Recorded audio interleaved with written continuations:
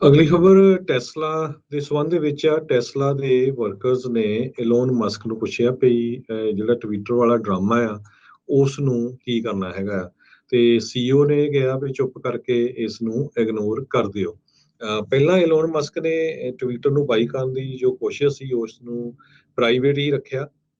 ਪਰ ਪਿਛਲੇ ਮਹੀਨਿਆਂ ਦੇ ਵਿੱਚ ਟੈਸਲਾ ਉਸ ਟਾਈਮ ਤੇ ਫਰੰਟ ਤੇ ਆ ਗਈ ਜਿਸ ਟਾਈਮ ਤੇ ਮਸਕ ਨੇ ਆਪਣੇ ਬਿਲੀਅਨਸ ਆਫ ਡਾਲਰ ਦੇ ਸਟਾਕ ਸੀ ਉਹ ਸੈਲ ਕਰ ਦਿੱਤੇ ਤਾਂ ਕਿ ਉਹ ਉਸ ਦੀ ਨਵੀਂ ਕੰਪਨੀ ਜਿਹੜੀ ਟਵਿੱਟਰ ਆ ਉਸ ਦੀ ਐਕੁਜੀਸ਼ਨ ਹੋ ਸਕੇ। ਜਦੋਂ ਉਸਨੇ ਇਹ ਸਟਾਕਸ ਵੇਚੇ ਉਸ ਦੇ ਨਾਲ ਕੰਪਨੀ ਦੇ ਸਟਾਕਸ ਨੂੰ ਓਵਰਆਲ ਬਹੁਤ ਫਰਕ ਪਿਆ। ਨੈਗੇਟਿਵ ਚ ਉਹਨਾਂ ਦੀ ਜਿਹੜੀ ਆ ਵੈਲਿਊ ਕਾਫੀ ਘਟੀ ਜਿਸ ਨਾਲ ਜੋ EMPLOYE ਉੱਤੇ ਕੰਮ ਕਰਦੇ ਸੀ ਉਹਨਾਂ ਦੇ ਉੱਤੇ ਜਿਹੜਾ ਕਾਫੀ ਘਬਰਾਹਟ ਆਈ ਵੀ ਇਹ ਕੀ ਚੱਕਰ ਚੱਲ ਰਿਹਾ ਹੈਗਾ। ਸੋ ਇਹ ਅੱਜ ਇਲੋਨ ਮਸਕ ਆਪਣੇ ਕੰਪਨੀ ਦੇ ਜੋ EMPLOYEES ਆ ਉਹਨਾਂ ਦੇ ਨਾਲ ਗੱਲਬਾਤ ਕਰ ਰਿਹਾ ਸੀ ਜਦੋਂ ਉਸਨੂੰ ਇਹ ਕੁਐਸਚਨ ਪੁੱਛਿਆ ਗਿਆ। ਅਗਲੀ ਖਬਰ ਟੈਸਲਾ ਦੇ ਸੰਬੰਧ ਵਿੱਚ ਆ। ਟੈਸਲਾ ਦੇ ਵਰਕਰਸ ਨੇ ਇਲੋਨ ਮਸਕ ਨੂੰ ਪੁੱਛਿਆ ਵੀ ਜਿਹੜਾ ਟਵਿੱਟਰ ਵਾਲਾ ਡਰਾਮਾ ਆ ਉਸ ਨੂੰ ਕੀ ਕਰਨਾ ਹੈਗਾ ਤੇ ਸੀਈਓ ਨੇ ਕਿਹਾ ਵੀ ਚੁੱਪ ਕਰਕੇ ਇਸ ਨੂੰ ਇਗਨੋਰ ਕਰ ਦਿਓ। ਪਹਿਲਾਂ ਇਲੋਨ ਮਸਕ ਨੇ ਟਵਿੱਟਰ ਨੂੰ ਬਾਈ ਕਰਨ ਦੀ ਜੋ ਕੋਸ਼ਿਸ਼ ਸੀ ਉਸ ਨੂੰ ਪ੍ਰਾਈਵੇਟ ਹੀ ਰੱਖਿਆ। ਪਰ ਪਿਛਲੇ ਮਹੀਨਿਆਂ ਦੇ ਵਿੱਚ ਟੈਸਲਾ ਉਸ ਟਾਈਮ ਤੇ ਫਰੰਟ ਤੇ ਆ ਗਈ ਜਿਸ ਟਾਈਮ ਤੇ ਮਸਕ ਨੇ ਆਪਣੇ ਬਿਲੀਅਨਸ ਆਫ ਡਾਲਰ ਦੇ ਸਟਾਕ ਸੀ ਉਹ ਸੈਲ ਕਰ ਦਿੱਤੇ ਤਾਂ ਕਿ ਉਹ ਉਸ ਦੀ ਨਵੀਂ ਕੰਪਨੀ ਜਿਹੜੀ ਟਵਿੱਟਰ ਆ ਉਸ ਦੀ ਐਕੁਜੀਸ਼ਨ ਹੋ ਸਕੇ। ਜਦੋਂ ਉਸਨੇ ਇਹ ਸਟਾਕਸ ਵੇਚੇ ਉਸ ਦੇ ਨਾਲ ਕੰਪਨੀ ਦੇ ਸਟਾਕਸ ਨੂੰ ਓਵਰਆਲ ਬਹੁਤ ਫਰਕ ਪਿਆ। ਨੈਗੇਟਿਵ ਚ ਉਹਨਾਂ ਦੀ ਜਿਹੜੀ ਆ ਵੈਲਿਊ ਕਾਫੀ ਘਟੀ ਜਿਸ ਨਾਲ ਜੋ EMPLOYE ਉੱਤੇ ਕੰਮ ਕਰਦੇ ਸੀ ਉਹਨਾਂ ਦੇ ਉੱਤੇ ਜਿਹੜਾ ਕਾਫੀ ਘਬਰਾਹਟ ਆਈ ਵੀ ਇਹ ਕੀ ਚੱਕਰ ਚੱਲ ਰਿਹਾ ਹੈਗਾ।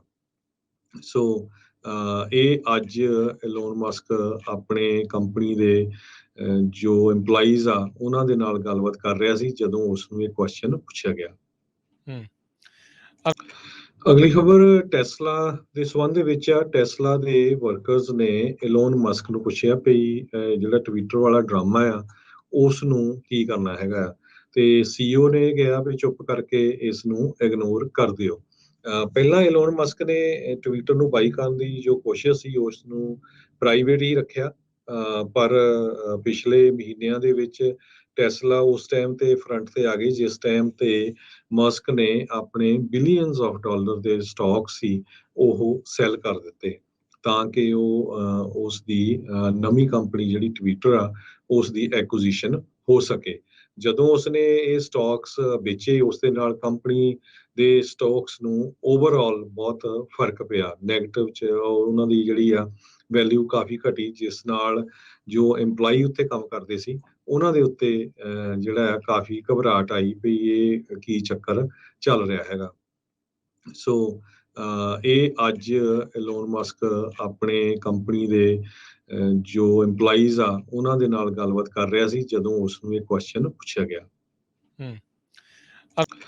ਅਗਲੀ ਖਬਰ ਟੈਸਲਾ ਦੇ ਸੰਬੰਧ ਵਿੱਚ ਆ। ਟੈਸਲਾ ਦੇ ਵਰਕਰਸ ਨੇ ਇਲੋਨ ਮਸਕ ਨੂੰ ਪੁੱਛਿਆ ਵੀ ਜਿਹੜਾ ਟਵਿੱਟਰ ਵਾਲਾ ਡਰਾਮਾ ਆ ਉਸ ਨੂੰ ਕੀ ਕਰਨਾ ਹੈਗਾ ਤੇ ਸੀਈਓ ਨੇ ਕਿਹਾ ਵੀ ਚੁੱਪ ਕਰਕੇ ਇਸ ਨੂੰ ਇਗਨੋਰ ਕਰ ਦਿਓ। ਪਹਿਲਾਂ ਇਲੋਨ ਮਸਕ ਨੇ ਟਵਿੱਟਰ ਨੂੰ ਬਾਈ ਕਰਨ ਦੀ ਜੋ ਕੋਸ਼ਿਸ਼ ਸੀ ਉਸ ਨੂੰ ਪ੍ਰਾਈਵੇਟ ਹੀ ਰੱਖਿਆ।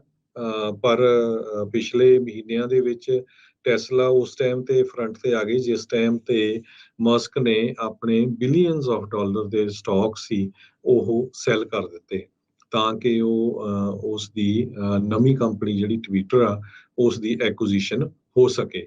ਜਦੋਂ ਉਸਨੇ ਇਹ ਸਟਾਕਸ ਵੇਚੇ ਉਸ ਦੇ ਨਾਲ ਕੰਪਨੀ ਦੇ ਸਟਾਕਸ ਨੂੰ ਓਵਰਆਲ ਬਹੁਤ ਫਰਕ ਪਿਆ। ਨੈਗੇਟਿਵ ਚ ਉਹਨਾਂ ਦੀ ਜਿਹੜੀ ਆ ਵੈਲਿਊ ਕਾਫੀ ਘਟੀ ਜਿਸ ਨਾਲ ਜੋ EMPLOYE ਉੱਤੇ ਕੰਮ ਕਰਦੇ ਸੀ ਉਹਨਾਂ ਦੇ ਉੱਤੇ ਜਿਹੜਾ ਕਾਫੀ ਘਬਰਾਹਟ ਆਈ ਵੀ ਇਹ ਕੀ ਚੱਕਰ ਚੱਲ ਰਿਹਾ ਹੈਗਾ।